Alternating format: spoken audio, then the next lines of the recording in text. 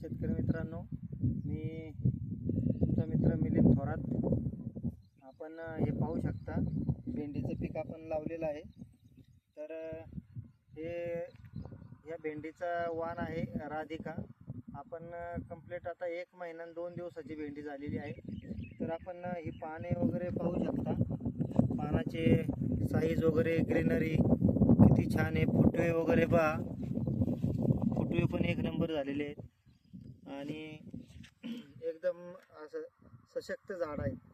तर यासाठी आपण मल्चिंगमध्ये बेसल डोस पण भरलेला आहे आणि त्यानंतर आपली इंडिया ग्रोची जे ओलिप असेल, ग्रोमॅजिक असेल, बेसल डोसमध्ये भोवस्त्र असेल, एमआय स्प्रे असेल, हे सर्व आपण याचा वेळेनुसार वापर केलेला आहे। त्यामुळे आपण भेंडीचे पीक एकदम छान आलेले आहे आपले।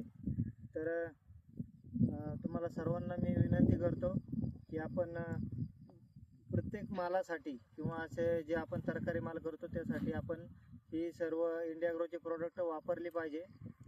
त्यामुळे खूप छान रिझल्ट येईल। आणि तुम्हाला सर्वांना माझा व्हिडिओ आवडला असेल तर लाईक आणि सबस्क्राईब करा। धन्यवाद।